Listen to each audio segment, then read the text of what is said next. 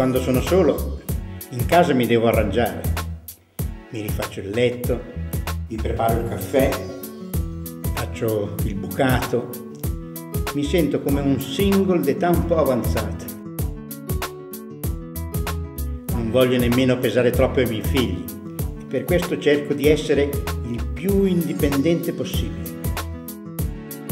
Grazie a questo appartamento messo a disposizione dal comune posso cavarmela anche da solo. Basta che tocco qui e si abbassa la tapparella.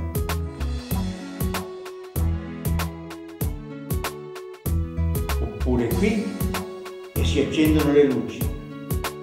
Qui e regolo la temperatura. Qui e inserisco l'allarme. E se serve, sono persino sorvegliato 24 ore su 24.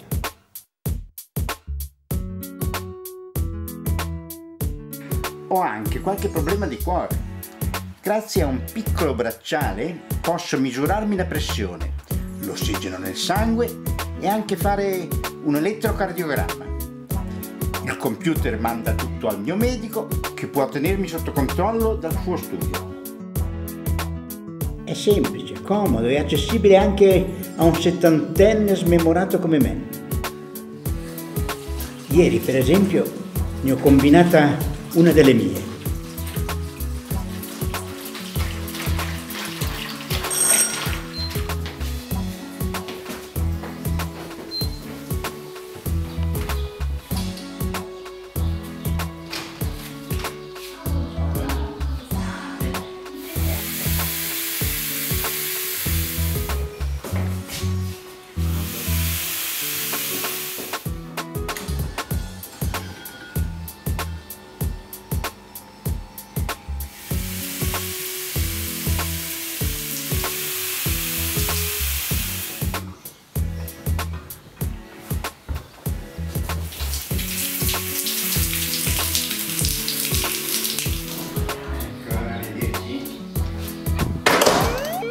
A un certo punto scatta l'allarme.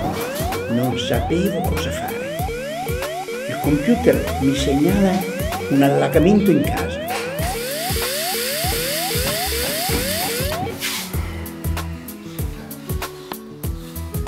Un disastro. Signor Claudio?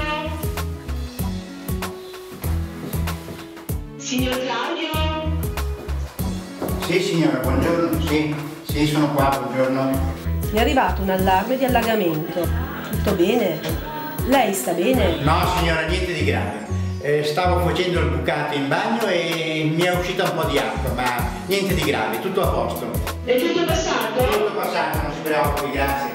È agitato? Sì, sono un po' agitato, ma niente di grave, signora. Ascolti, proviamo a fare una pressione. Sì, d'accordo, possiamo fare una pressione, grazie, volentieri.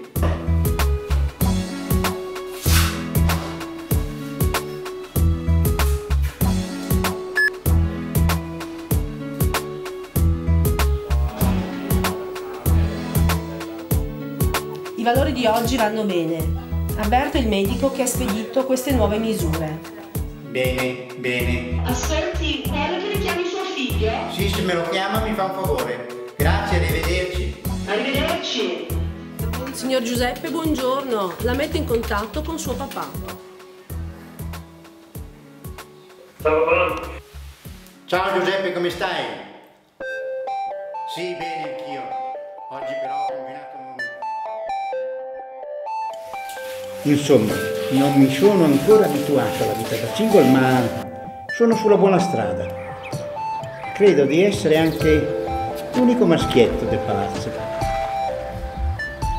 Questo computer è un buon compagno d'appartamento, mi tiene sott'occhio e io mi sento più sicuro, anche se ci sono faccende che per forza di cose devo sbrigare da solo.